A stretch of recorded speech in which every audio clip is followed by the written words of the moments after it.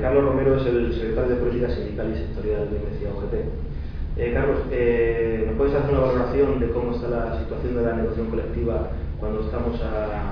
prácticamente en el mes de noviembre? Bueno, hay dos características que podemos resaltar de la situación en la que se encuentra. Una primera, de retraso generalizado, y todos los sectores en los que participamos en la negociación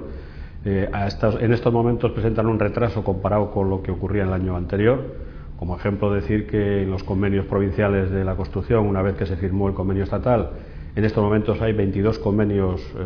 renovados entre los nuevos y los firmados,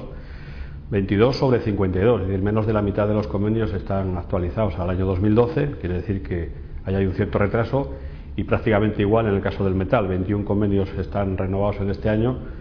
sobre 52 posibles. Por tanto, ahí hay un retraso considerable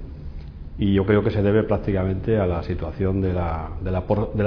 actitud de la propia patronal. Es una actitud que vemos que se generaliza en los sectores en los que hay una cierta resistencia a renovar los convenios, intentando aprovechar al máximo la situación que les es favorable en estos momentos, intentando presionar a los trabajadores. En los otros dos convenios sectoriales, el sectorial estatal de madera y el de derivados de construcción, también tienen una situación particular. Una vez firmado el convenio estatal del sector de la madera, con una valoración positiva que hizo nuestra federación sobre el contenido de ese convenio, nos encontramos con una situación un tanto paradójica, y es que una parte de la patronal de Confemadera ha impugnado el propio convenio que ellos habían firmado. Por tanto, se produce una situación un tanto anómala y que estamos esperando a ver cómo se desarrolla en los próximos días.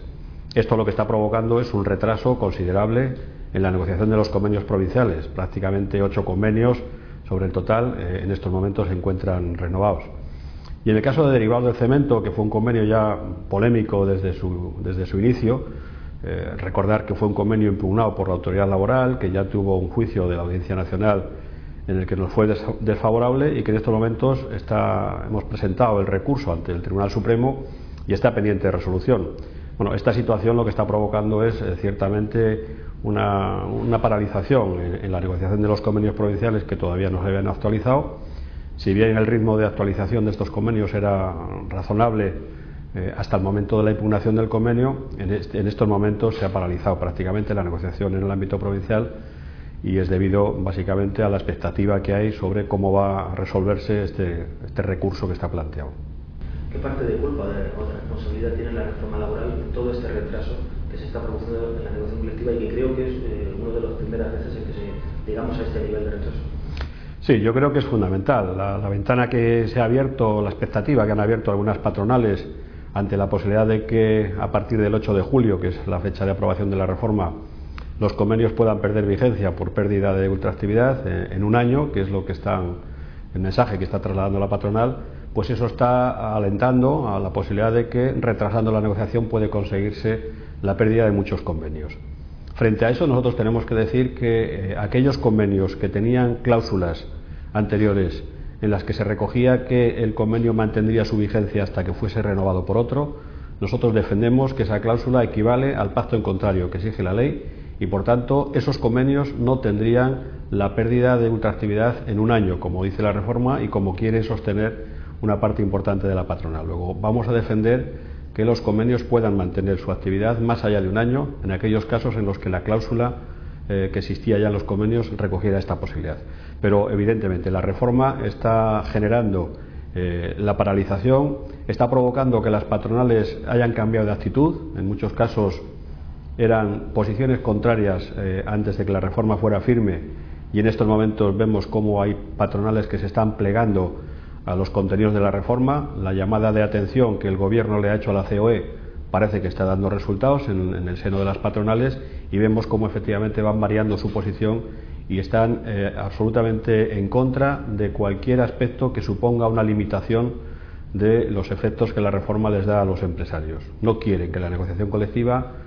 limite la capacidad de decisión unilateral que la reforma les da a los empresarios. ¿En qué ha quedado entonces el acuerdo para el empleo de la negociación colectiva que se firmó hace 15 días?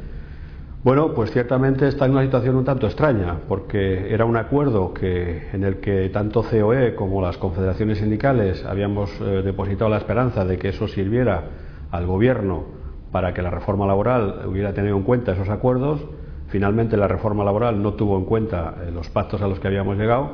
y hemos visto cómo la COE en un primer momento se opuso o fue crítica con los aspectos de la reforma, pero como decía antes, en estos momentos vemos cómo van variando su posición, se van plegando a los contenidos de la reforma y ya no están dispuestos a asumir los contenidos que la ANC establecía básicamente en medidas de flexibilidad interna negociada. Bueno, esa capacidad que la reforma les da a los empresarios para decidir de manera unilateral la están queriendo aplicar en toda su extensión. Eso sí, quieren sin embargo mantener los objetivos de crecimiento salarial que establecía la ANC. Es decir, para la patronal el ANC solo sirve como elemento de contención salarial, pero no quieren respetar aquellos aspectos que suponían la negociación de la flexibilidad interna. Cuando han pasado ya 5 o 6 meses desde la aprobación de la reforma laboral, ¿qué balancearías? Lógicamente, por lo que me está diciendo, negativo, pero ¿qué realmente es el alcance que nosotros pensábamos que iba a tener o va incluso más allá de lo que pensábamos en el aspecto negativo? Ciertamente vemos cómo en los últimos meses, sobre todo, se está aumentando la actitud de las patronales de aprovechar al máximo los márgenes que le da la reforma. Y estamos viendo cómo efectivamente ya no solo en pequeñas empresas, sino también en grandes empresas, las direcciones se atreven ya a plantear abiertamente reducciones de salarios, aumentos de jornada,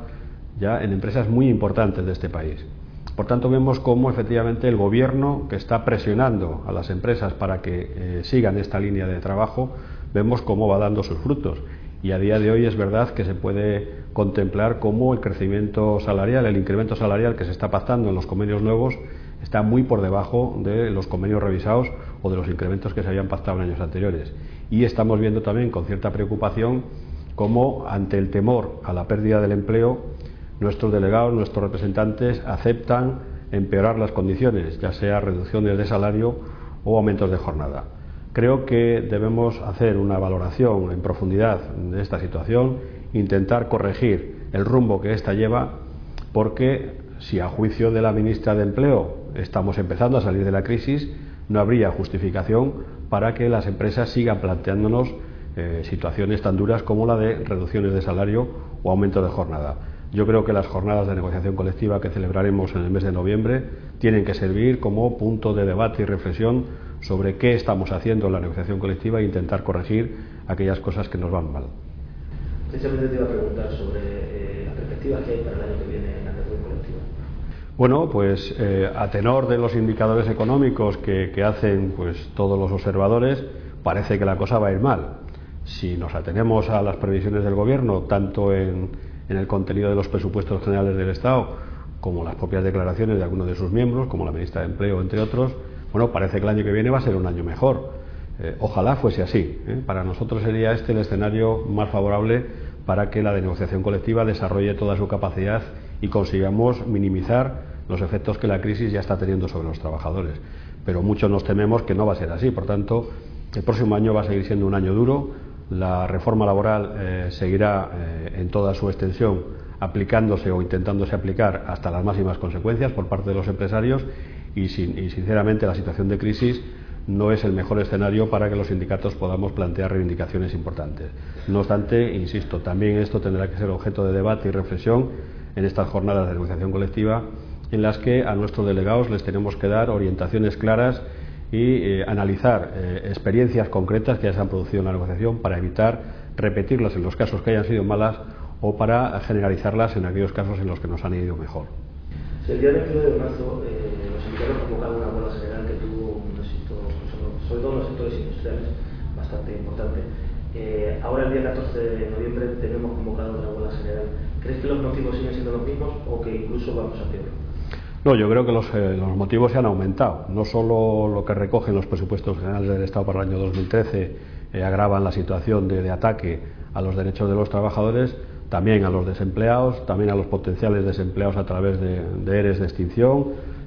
la pérdida de la posibilidad de prejubilar a los mayores de 50 años con el último decreto que ha sacado el Gobierno no deja de ser un hándicap más para que esos trabajadores de más edad puedan tener una salida digna del mercado de trabajo. Es decir, yo creo que se va generalizando el ataque a todos los colectivos y desde ese punto de vista no cabe duda que las razones que hoy tenemos, los sindicatos en particular, pero la ciudadanía en general, son razones todavía si cabe más poderosas para convocar la huelga. Es verdad que los sectores industriales han sido tradicionalmente los que hemos tirado de la huelga y no me cabe ninguna duda que el 14 de noviembre tendremos que volver a tirar de la huelga para que ésta sea un éxito. Pero es imprescindible que la ciudadanía se manifieste también el día 14 para mostrar el rechazo a estas políticas del Gobierno y sobre todo a la negativa de este Gobierno a someter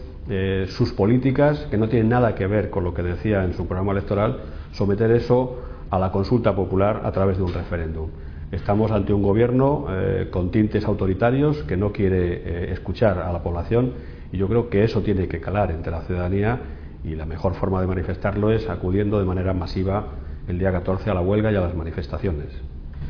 Para finalizar, ¿qué podrías decirle a un trabajador para que el día 14 de noviembre se cumpla la huelga general? Si es un trabajador, decirle que en estos momentos, lamentablemente, ninguno de los trabajadores nos podemos sentir seguros en nuestro puesto de trabajo. Las amenazas son continuas, no solo a la pérdida de empleo, que es objetiva, el aumento de los expedientes de regulación de empleo muestra cifras espectaculares, más del 50% de aumento de expedientes en lo que va de año, comparado con el primer semestre del año anterior. Por tanto, cualquier trabajador con un puesto de trabajo está en serio riesgo de perderlo, debido, entre otros, a las capacidades que la reforma le da a los empresarios, pero es más grave aún para los trabajadores que todavía están buscando empleo o que lo han perdido. Los que lo están buscando, las expectativas de encontrarlo son prácticamente nulas, al menos en nuestro país. Quien quiera encontrar empleo, lamentablemente, tiene que buscarlo fuera de nuestras fronteras